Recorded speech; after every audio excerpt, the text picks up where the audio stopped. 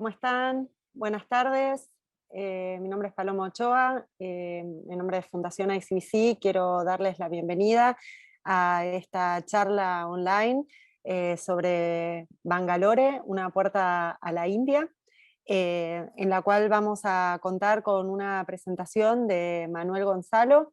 Esta es la segunda charla que armamos respecto de India y la primera de un ciclo que vamos a tener este año. Em, bueno, Manuel es licenciado en Economía por la Universidad de Buenos Aires y magíster en Economía y Desarrollo Industrial por la Universidad Nacional de General Sarmiento y doctor en Economía por la Universidad Federal de Río de Janeiro. Además, hace más de 15 años que se dedica a la investigación y la docencia y asistencia técnica en la relación entre Estados, sistemas de innovación y emprendimientos para el desarrollo del sur global, y ha participado en proyectos de investigación en el ámbito del Mercosur y de los BRICS, haciendo trabajos de campo en India, Brasil, Argentina, Uruguay, Chile y otros países en desarrollo. Bueno, Manuel tiene muchísimo conocimiento respecto del mercado indio y la idea es que hoy nos va a contar un poco en particular sobre la ciudad de Bangalore, y cómo podemos utilizar, digamos, esta ciudad tan pujante y en particular desarrollada en torno, digamos, a los servicios basados en el conocimiento, como una entrada para los negocios en la India. Así que, bueno, Manuel va a hacer ahora una presentación y después, bueno, si quieren pueden hacer preguntas. Las preguntas las pueden mandar ya sea por el chat en Zoom o si no por el chat de YouTube, y bueno, yo las voy a recibir y se las voy a poder transmitir a Manuel. Así que les doy la bienvenida y los dejo con Manuel Gonzalo. Hola, bueno, gracias Paloma, gracias Mariana, gracias a la Fundación por la invitación. Un poco, como decía Paloma, la idea es hablar sobre Bangalore. La vez pasada hicimos también una charla más enfocada en India en general, que se llamó Todas las Indias, la India, y un poco, bueno, lo que planteamos en ese conversatorio fue que efectivamente India es muy heterogénea, y tal vez, digamos, hablar de India como un objeto así monolítico es incorrecto. Entonces, bueno, aquí lo que tratamos de hacer, o lo que vamos a tratar de hacer hoy, es explorar un poco esta ciudad, que seguramente los que están más vinculados al sector software ya tienen algún conocimiento, digamos, tanto en la prensa como en la literatura. Bangalore es conocida como digamos, el Silicon Valley indio. Vamos tal vez a relativizar un poco o no esa concepción, pero efectivamente en términos de pujanza, si uno mira, por ejemplo, el PBI de grandes urbes, Bangalore en este siglo es una ciudad en la que están pasando muchas cosas. Nosotros vamos a focalizar en software y voy a hacer alguna mención en algunas cositas de bio y de farma, pero efectivamente, digamos, en el marco de un fuerte crecimiento de India, de las dimensiones de India, Bangalore ocupa un lugar muy importante, y por eso, bueno, decidimos avanzar con esta charla. Así que, bueno, les agradezco a la Fundación y a todos por estar acá. Voy a tratar de avanzar. En términos generales, bueno, lo que voy a presentar hoy un poco sale de un trabajo de campo, de un proyecto en verdad de investigación, un trabajo de campo que ocupó un mes básicamente, en octubre del 2019, con sede en el International Institute of Information Technology en Bangalore. Es uno de los principales institutos privados que se focalizan en la interacción con el sector software. Para ponerlo así de alguna manera, es un híbrido, pero sería una especie de lo que para nosotros sería una especie de ITBA, enfocado principalmente al sector software de la ciudad de Bangalore. Está en la Electronic City, ahora vamos a ver, que es como la ciudad, digamos, es como el distrito en donde se ubican las principales empresas de software. Bueno, eso contó con el apoyo de la Universidad Rafaela, de la Universidad Nacional Sarmiento y un PICT del MINSIT. Ahora está, digamos, es un artículo que ahora está en proceso de publicación, y efectivamente, bueno, está en el marco de la charla que hicimos anteriormente, con lo cual un poco son los antecedentes, y yo me vengo ocupando un poco de India y del Índico hace ya un tiempo.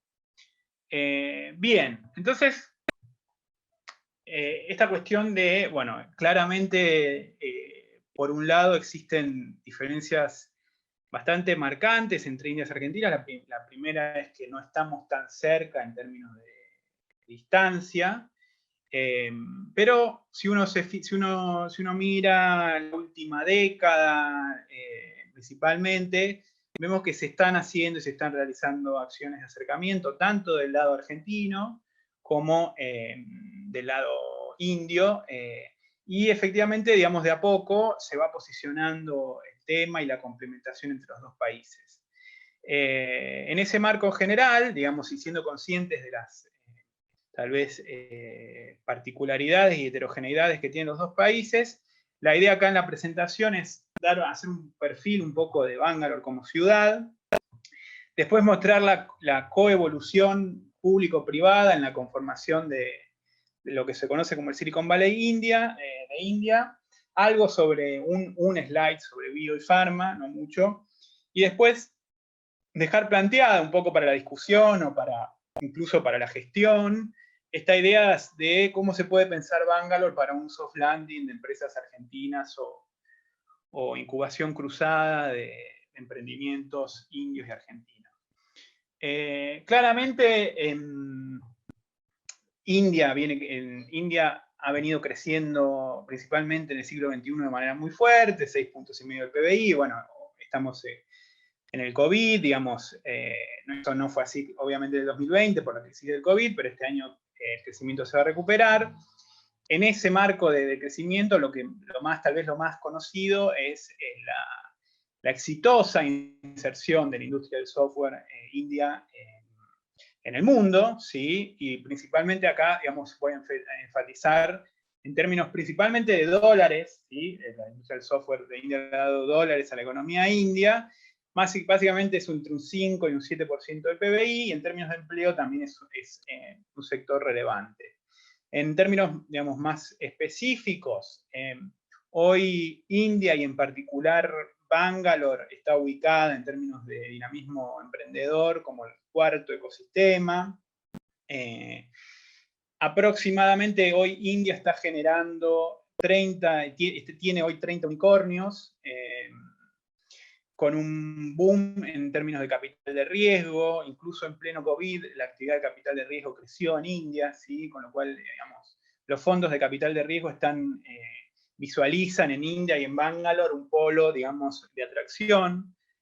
Y esta idea de que aparece Bangalore y la industria del software en Bangalore como un polo similar al Silicon Valley. En ese sentido, bueno, claramente en Bangalore están ubicados los grandes jugadores indios en términos de software, Wipro, TCS y las Big Tech, o sea, las grandes empresas norteamericanas y de todo el mundo en términos de software. Es una plataforma para la generación de unicornios en India, por ejemplo, Flipkart, Ola, Swiggy son distintos, podríamos llamarlos copycats o no, nacieron en Bangalore. Hay una fuerte actividad hoy, en particular de aceleradoras, de negocios en Bangalore, y esta tendencia que se da en el mundo corporativo de esta idea del Open Innovation, ¿sí? En donde, bueno, las multinacionales van a buscar ideas y van a buscar mercados a India, y en particular y teniendo a Bangalore como un eje central. Como les decía, eso también se da en un marco de fuerte heterogeneidad estructural, que la vemos en toda India y la vemos también en Bangalore, ¿sí? Esto que marcamos en el seminario anterior, de, bueno, un mercado de trabajo informal, grandes urbes caóticas, ¿sí? Desplazarse en India no es tan sencillo. Aproximadamente todos estos indicadores están mejorando, pero un tercio de la población aún tiene problemas para acceder al agua en India, con lo cual, bueno, eso da una melange muy interesante y muy compleja, y bueno, tiene que estar, digamos, hacer negocios en este contexto, tiene que mediar, digamos, estas dos dimensiones, ¿sí? Un poco para ubicar, digamos, dónde es que está Bangalore. Bangalore es la ciudad que pertenece al partido de Karnataka, ¿sí? Karnataka es un estado, partido-estado, del sur de India, del sur del continente indio, que limita con Tamil Nadu,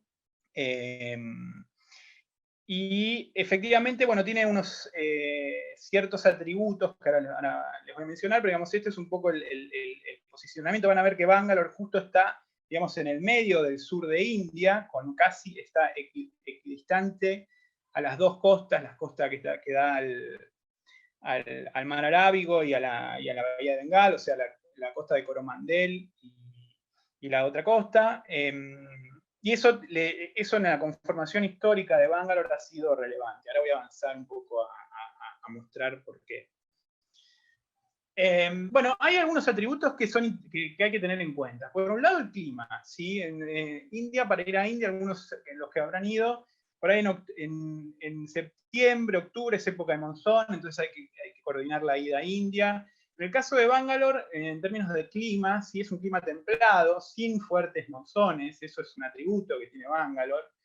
Dentro de todo, o sea, no hay problemas de acceso al agua. En algunas ciudades de India todavía hay disputas y problemas de acceso al agua, con lo cual, en términos climáticos, Bangalore ya parte con una ventaja por sobre otras ciudades de India. A su vez, en términos más históricos y geoestratégicos, por un lado está lejos de las fronteras con China y Pakistán, y a su vez también está lejos de las costas, y eso, digamos, en términos más cuando estaban los ingleses, se lo pensaba como, bueno, efectivamente, si viene algún invasor, al estar, digamos, al interior del territorio, le da una cierta protección. Entonces, estos atributos han acompañado la constitución de Bangalore y explican un poco la constitución de esta ciudad.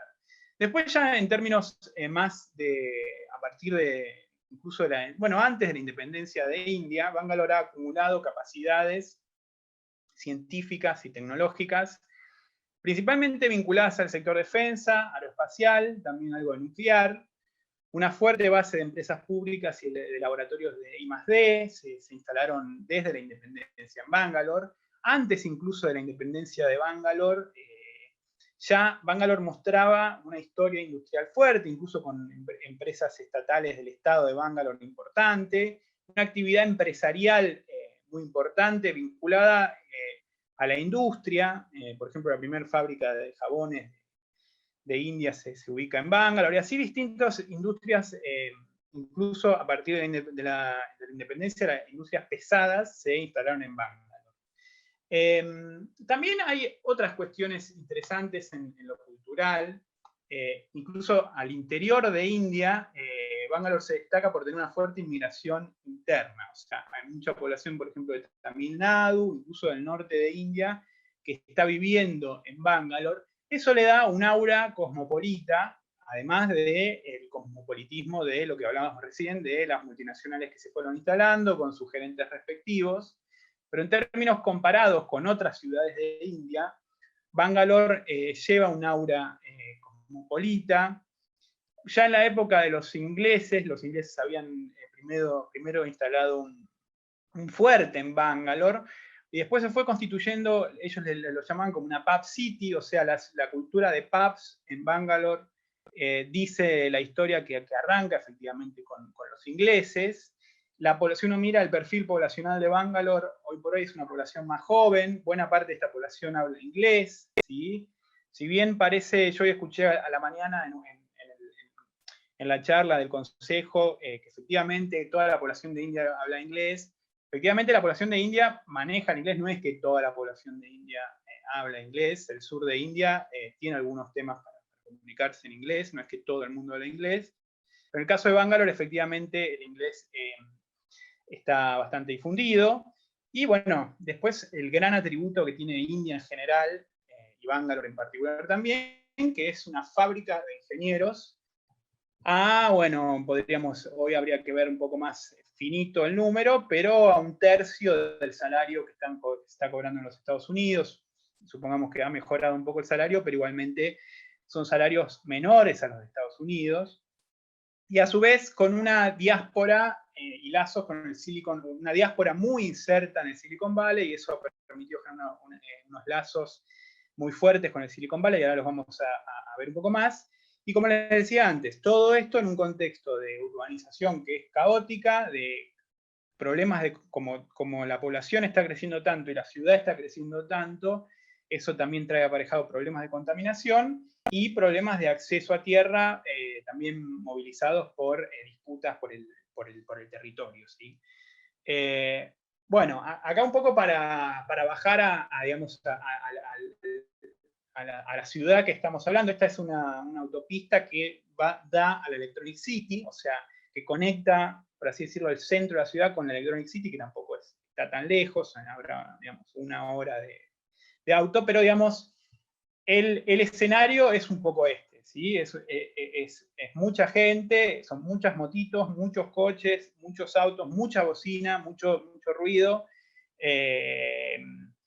con lo cual, digamos, todo aquel que esté queriendo hacer negocios o instalarse en Bangalore, digamos, un poco tiene que estar dispuesto a convivir con estas realidades. Es muy interesante, obviamente, pero bueno, es un desafío, claro, también.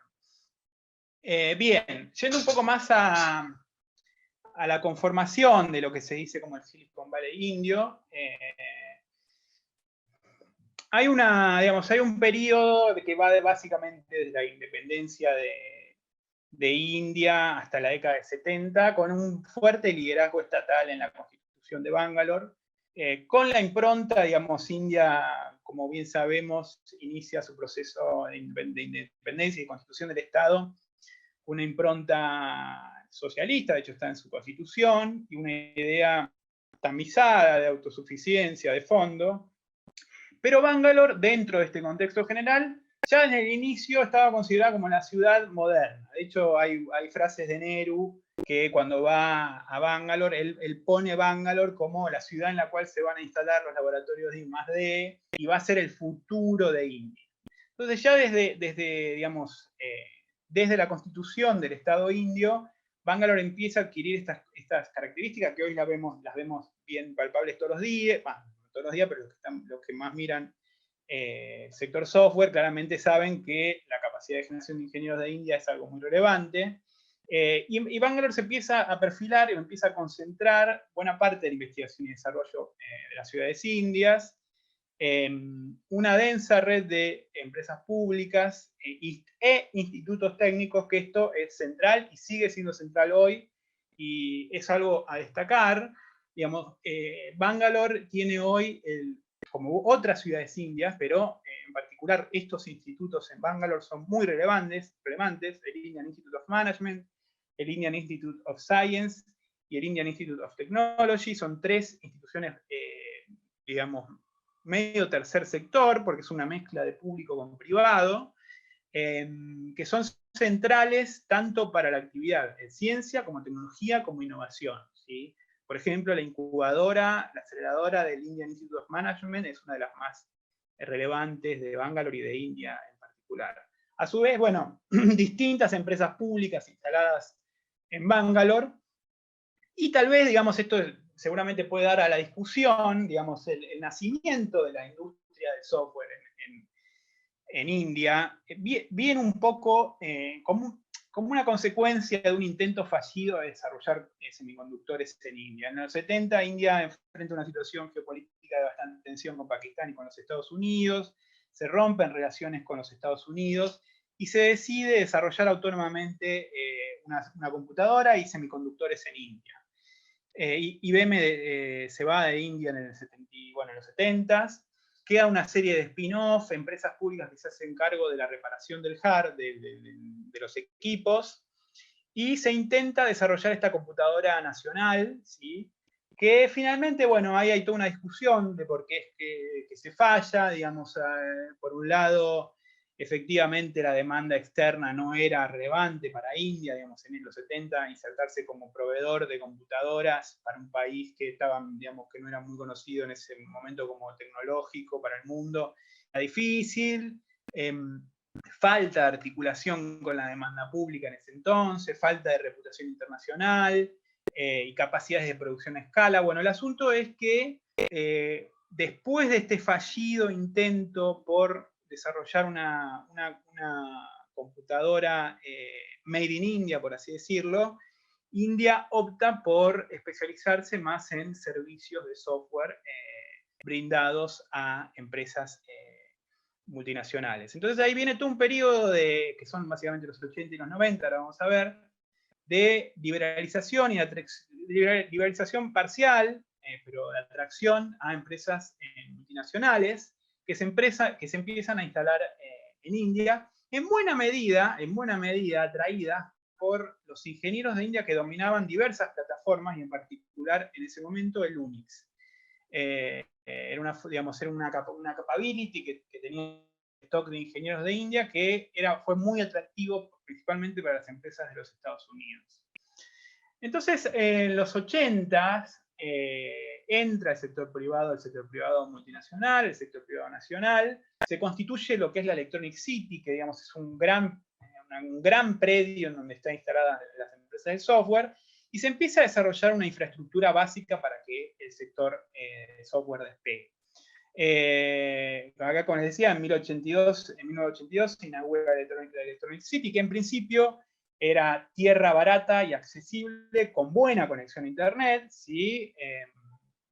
Se instalan los campeones nacionales indios, Wipro, Infosys, pero también Texas Instruments, y esto es relevante porque le empieza a dar a India visibilidad en el mundo y en Estados Unidos, como que podría ser un proveedor confiable de servicios de software. En 1988 se funda NASSCOM, que es hoy la Cámara de Software de India, que hoy tiene un peso muy importante, haciendo, digamos, distintas actividades, lobby y distintas, por ejemplo, certificaciones a las empresas, conexiones con el Silicon Valley. NASSCOM fue creciendo fuerte y se tornó un actor visible en términos del sector software de India. Claramente, pasar de desarrollar hardware a software en un punto era más accesible porque no se precisaban patentes ni mucho capital inicial, en términos, digamos, era más principalmente capital de trabajo. Y bueno, fue clave y es clave la complementación con los Estados Unidos, la complementación horaria, la inserción de la diáspora india en los Estados Unidos y claramente la mano de obra más barata india, con buena calificación. 2/3 de la facturación, estos datos siguen siendo válidos para hoy, tal vez hoy se están diversificando un poco más, pero 2/3 de la facturación de software y servicios informáticos de Bangalore y de India se dirigen a los Estados Unidos. Claramente en los 2000 había 30.000 indios en el Silicon Valley y esa diáspora, digamos, tiene un rol central y es muy particular, muy única. Y se comienza con un proceso, lo que se conoce en el mundo del software como body shopping, que es, digamos, venta de horas de programador y arbitraje en costos.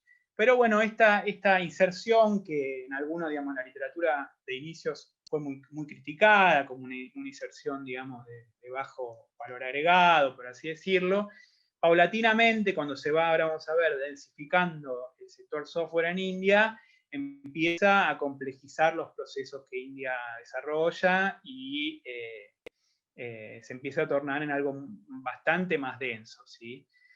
Claramente esto fue acompañado de distintas políticas de inicio, principalmente de infraestructura, como decíamos, pero después distintos tipos de incentivos fiscales, cursos de capacitación, compra pública, declarar al software como industria, distintos mecanismos, incentivos de distinto tipo, primero más, por así decirlo, infraestructurales, pero después se fueron sofisticando cada vez más, que empiezan a conformar esta base inicial del sector software en Bangalore.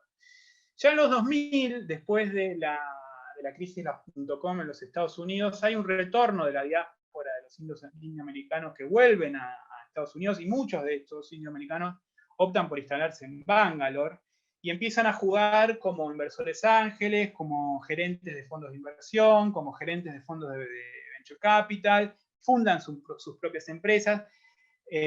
Muchos de ellos venían con un stock de redes y de capital muy fuerte de los Estados Unidos.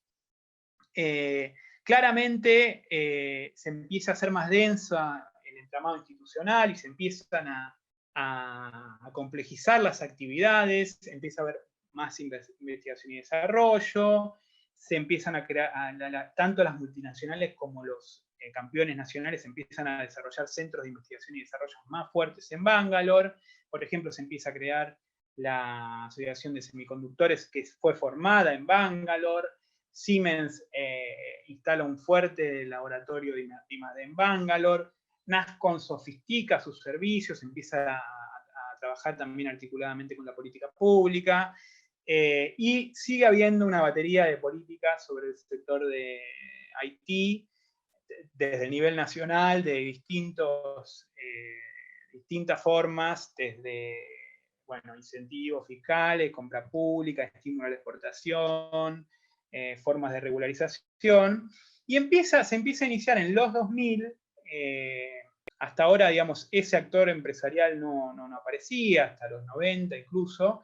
El gobierno empieza a instalar una serie de incubadoras, una política muy fuerte de incubadoras en los 2000, y se empiezan a instalar distintos fondos de capital de riesgo del exterior, ¿sí?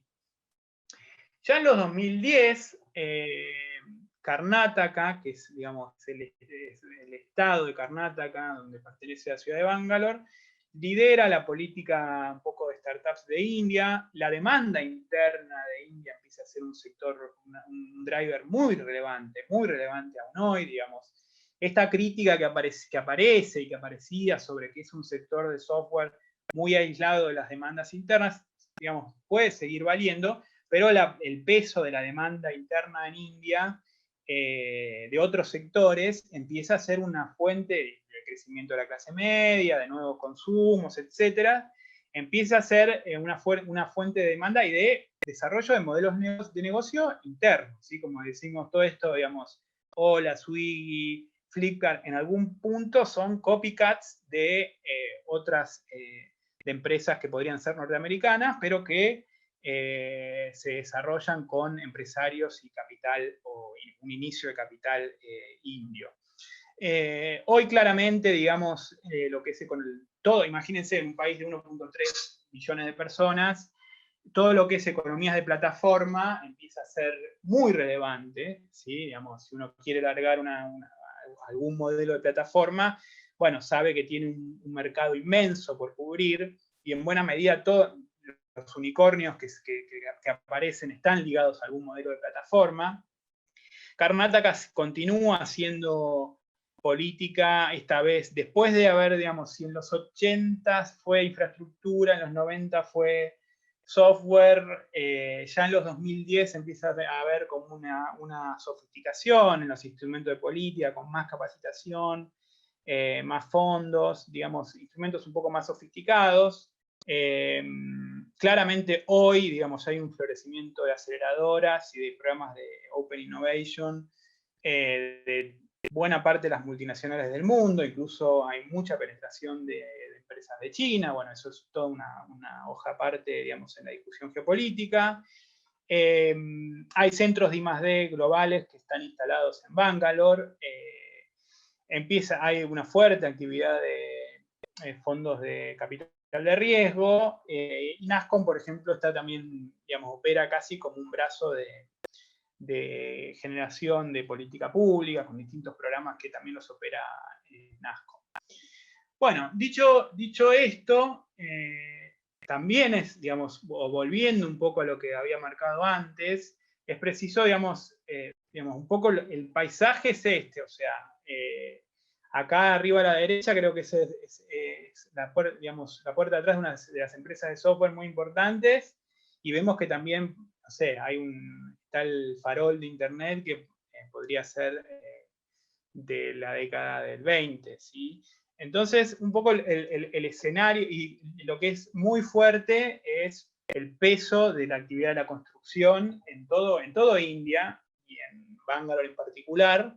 Entonces vemos el florecimiento de estos edificios. No sé si vamos a tener. Ahí voy. Bien, entonces. Bueno, eso fue un poco el panorama sobre software. Algo así, algunas puntitas en términos de bio y de farma, así como les contaba del entramado de software, en términos de bio y de farma, hay distintas instituciones instaladas en Bangalore. De hecho, el Serum Institute que ha desarrollado una de las vacunas de India está instalado en Bangalore. Esto también tiene a su lado, digamos, corporaciones, empresas nacionales, incubadoras y fondos de aceleración. Y también, en términos así más generales, Bangalore tiene una industria pesada importante, heredada un poco del modelo más, incluso desde la época de la colonia. Infraestructura, el sector textil, cine, hay un polo de cine, digamos, en Bangalore, no tanto como en Bombay, pero hay. Aeroespacial, floricultura, bueno, son distintos sectores que están en Bangalore. Y acá ya para cerrar, y así cumplimos con el tiempo y demás, entonces, digamos, Bangalore se puede pensar como una ciudad en donde se puede hacer un soft landing empresarial, digamos, obviamente eso implica esfuerzos de todo tipo. Claramente, Bangalore puede funcionar por sus atributos más amplios como una puerta mucho más occidental, mucho menos, en un punto mucho menos caótica que otras ciudades de India para hacer un soft landing. En términos de costos, el pasaje tal vez es uno de los costos más relevantes. Hay un entramado de instituciones de ciencia, tecnología e innovación muy fuerte para sectores como software, bio, etcétera, etcétera, etcétera, todas las cosas que están de moda ahora de industria 4.0, etcétera. Hay un entramado institucional interesante para trabajar ahí. Puede ser una base para escalar otras ciudades indias, recordemos, digamos, esta idea de todas las Indias, la India, y hasta qué punto sí, hasta qué punto no. Es un área para trabajar, digamos, desde la gestión en términos de incubación cruzada, de avanzar en procesos de incubación cruzada, eso lo está haciendo Brasil muy bien. Claramente se pueden trabajar en términos de relaciones Estado-Estado, acá puse por ejemplo Santa Fe Bangalore, pero podría ser cualquier otra provincia argentina con Bangalore. También hay un área para trabajar en términos de la relación con los institutos de educación técnica, ¿sí? Tanto públicos como privados, siempre pensando en que tal vez sea necesario tener un partner local, hacer un joint venture, porque digamos, es un mercado en un punto no tan familiar. Bueno, y hay distintas cuestiones a explorar, como misiones comerciales a Bangalore. La Argentina tiene un consulado en Bombay, la embajada está en Delhi, Bangalore está al sur de India, digamos, tal vez sea interesante explorar un posicionamiento mayor de Argentina en el sur de India, y Bangalore podría ser uno de estos focos. Bueno, muchas gracias, y ahora discutimos, etcétera.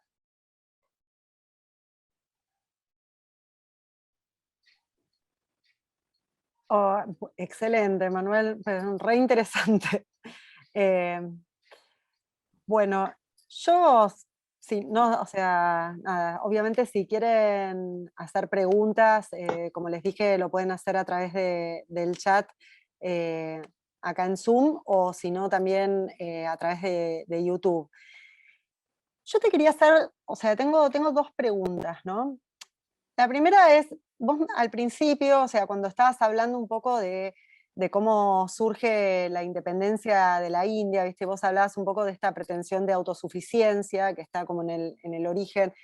Y yo creo que, bueno, cuando uno en general habla de la idea del mercado indio, como que muchas veces escuchás esto, bueno, sí, es un mercado muy grande, qué sé yo, pero como no hay chances en el mercado indio, porque los indios son proteccionistas, la autosuficiencia, nosotros le vendemos solo aceite de soja, y no sabemos, o sea, vos, ¿cómo ves las oportunidades? O sea, algo de eso dijiste en el final, pero eh, como las oportunidades para la Argentina, que claramente están en diversificar esa canasta que está recontra concentrada, ¿no? Porque el comercio con India viene creciendo, pero muy concentrado en una canasta muy chiquita de productos.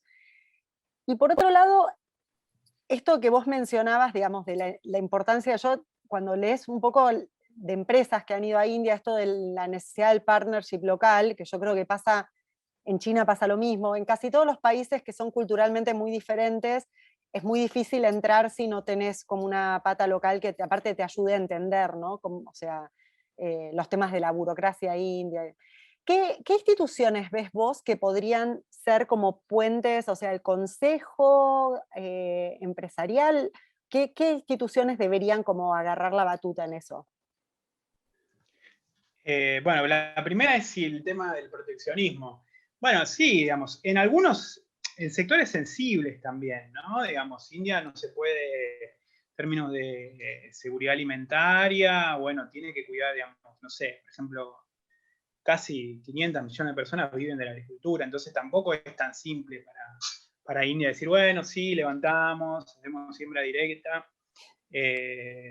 Digamos, sería ideal algunos, digamos, para sectores de Argentina, pero para India puede ser un problema poblacional incluso. Pero bueno, digamos, India es proteccionista en sectores sensibles, es proteccionista como lo son otros países, como también, digamos, y países muy grandes. Ahora, en el caso del sector software, me parece que es un sector, bueno, claramente trabaja muy fuerte con los Estados Unidos, con otros países del mundo también. Y en el caso del sector de biotecnología, me parece que digamos, efectivamente la burocracia india es relevante, hay que tener un socio, un partner local, pero pero lo que no me cabe en dudas es que hay drivers de crecimiento que no van a ser un veranito. Entonces, digamos, me parece que hay que sopesar un poco ese trade-off, por así decirlo. Y sí, va a requerir de esfuerzos públicos fuertes, digamos. Yo pensaría, digamos, al Índico, a toda esa zona del Índico, a India como puente para operar en distintos países del Índico. Y ahí, bueno, hay un tema tal vez de diseño institucional, digamos, que lo deben enfrentar todos los países, pero en Argentina es, bueno, hasta cómo se logra complementar el trabajo de Cancillería con el trabajo del Ministerio de Producción o, digamos, o con otros ministerios. Eso me parece que es un desafío. Y claramente, bueno, implica recursos. Ahora, digamos, pero también es verdad que en una instancia, al menos inicial, como hay cierto desconocimiento y, digamos, puede ser que de arranque sea un trabajo de sensibilización, digamos. Aún me parece que estamos en un trabajo de sensibilización.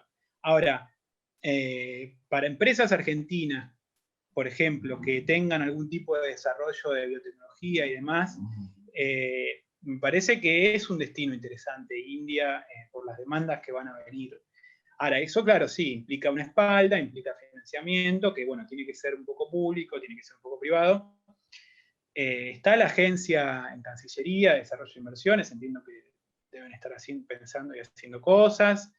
El consejo, bueno, ahora que se creó, digamos, yo no sé muy bien cómo se lo está pensando, pero entiendo que también, bueno, cosas van a intentar hacer. Sí me parece también esto que lo vimos creo, en la charla pasada, que hay que hacer un trabajo muy fuerte para que, justamente para diversificar en términos sectoriales y en términos de actores, digamos. No es fácil para una pyme argentina. Una cosa es AGD, una cosa es incluso empresas públicas importantes, hablábamos de IMSA, digamos, pero a la pyme hay que ayudarla. Y ahí, bueno, sí, el trabajo público es central. Y digamos, y me parece que, digamos, implica la constitución de institucionalidad, digamos, no puede pasar por la buena relación que haya entre algunos, digamos, funcionarios, sino que tiene que implicar generar instituciones, generar financiamiento, generar apoyo, abrir una oficina fuerte en India, digamos, que venda productos argentinos. Si la idea, digamos, en un mundo que está muy difícil, que, digamos, generar exportaciones no está fácil, pero bueno, va a requerir esfuerzos importantes del sector público y del sector privado. Digamos. Yo no digo que sea fácil, Pero lo que sí digo es que no es un veranito, que es un mercado que lo amerita y que va a continuar siendo un actor central. No sé si respondí tanto, pero bueno, No, por ese sí. lado. Ahí en el chat estoy viendo que hay una pregunta de José Bustamante que pregunta por la infraestructura logística, los caminos, puertos, aeropuertos, que bueno, o sea, es un tema para operar, porque aparte después de que mostraste la foto esa aérea, eh, nada, es una buena pregunta. ¿Cómo Y bueno, funciona sí, eso en India? es heterogeneidad estructural, pero digamos, lo que sí es real es que en términos de desarrollo de infraestructura, India está invirtiendo hace ya una década mínimo muy fuerte. Entonces, son cuestiones que están avanzando fuerte en India. India se quiere posicionar como un hub en el Índico, digamos. Ahora, sí, infraestructura fue el cuello de botella de India, incluso en el proceso más de desarrollo más autónomo, digamos, apostó por la industria y fallaron los eslabonamientos tanto en el agro como en la infraestructura. Me parece que ahora está visualizado que la infraestructura tiene que ser central, y lo ve tanto el BJP como el Congress, ahí me parece acuerdo. Y se está invirtiendo fuerte. Ahora, y se parte de una situación muy, digamos, muy atrás, pero en términos, de nuevo, estamos hablando en términos de algunos sectores, es más fácil que para otros, digamos. En el caso de bio, de software, es más fácil, audiovisual es más fácil. Tiempos de desplazamiento son largos, es así en toda India. Sí, el tema de la infraestructura es un desafío, pero es un desafío que está visualizado y que está siendo atendido, sí, digamos. Las avenidas que se están construyendo, digamos, es incluso bastante impactante verlo, digamos. Se están atacando esos cuellos de botella, diría. Yo te quería hacer otra pregunta. Hoy, o sea, en la charla de hoy de la mañana, en el consejo, una de las, bueno, o sea, una de las cosas, digamos, que surgía era este tema de que, bueno, el Mercosur tiene un acuerdo con India, pero es un acuerdo que está como un poco viejo. ¿Qué rol te parece que podría haber en ese acuerdo como para mayores vínculos de cooperación, teniendo en cuenta que tal vez la Argentina tiene bastante para ofrecer en términos, por ejemplo, de tecnología para el agro, y India podría tener mucho que ofrecer, por ejemplo, en farma, no sé. Digo, más allá, o sea, yendo un poco más allá de la cuestión puramente comercial del intercambio, ¿no? Bueno, cooperación con India, digamos, para hacerse hay muchas cosas en términos de ciencia y tecnología. Bueno, de hecho CONAI está haciendo cosas, nuclear, aeroespacial, defensa, bueno, vamos a hacer una de hidrocarburos, bueno, energía, pongámoslo en el sentido amplio, energía, digamos, limpia, porque además, digamos, desde la solar, el gas, digamos, ahí hay toda una agenda por construir que implica, obviamente, cabeza, tiempo, laburo, digamos. Pero a mí me parece que ahí hay distintas oportunidades que tienen que ser trabajadas, digamos, ¿no? Más allá de la foto. Y, y después está, bueno, digamos, el rubro por rubro de la negociación, digamos, ahora se entró con yerba mate, digamos, y está bien, y suma, digamos. Ahí es, digamos, Senasa discutiendo uno a uno y bueno, viendo con quién puede entrar, con cuál no. Digamos, a mí me parece que en lo que Argentina está más fuerte, tiene más conocimiento, es en términos de agro, digamos, para negociar. Digamos, porque efectivamente, bueno, tal vez sea el sector que más le interesa a India. Entonces, digamos, ahí, digamos, me parece que es donde negociamos un poco más finito. Ahora, después hay que hacer todo un trabajo en otros sectores, digamos. Esto en infraestructura me parece que se podrían entrar ahí con distintas cuestiones. Energía se podría entrar incluso con pymes proveedoras de distintos servicios. Pero bueno, todo eso sí es cabeza, es tiempo, es coordinación, digamos. Son desafíos sí, digamos, que también aparecen en un año, digamos, en un momento difícil, pero creo que en términos de cooperación hay una agenda muy amplia. Por ejemplo, bueno, audiovisual también es muy interesante, donde se podría entrar. Biofarma, todo lo que es AgTech tiene ahí una puerta de entrada muy, muy importante. Incluso, bueno, ni que hablar en términos de, pero eso sería Estado-Estado, en términos de defensa, también hay que ver, digamos, con qué se puede complementar, pero es importante. Ahora, bueno, de nuevo, eso implica que Argentina tenga en claro cuáles son los intereses de Argentina, que esté pensando en a dónde quiere entrar, porque, bueno, también está India tiene claro, digamos, qué es lo que quiere.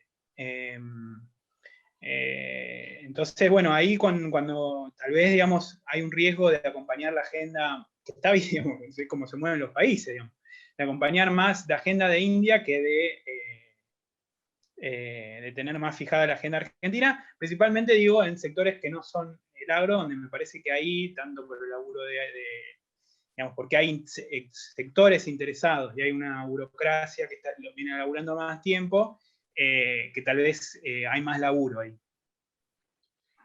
Bueno, y última, y así, vos hablaste de lo que está haciendo Brasil, ¿no? O sea, que tenían como una experiencia interesante. ¿Podrías contar un poquito más de eso? Me pareció como súper... Sí, de Brasil, digamos, también hay que analizarlo un poco más, pero han hecho, digamos, desde defensa, digamos, desde defensa, acuerdos de cooperación y de provisión de empresas indias a Brasil, de brasileras a India, hasta, por ejemplo, incubación cruzada de AgTech indias en Brasil, brasileras en India, hasta lo de incluso la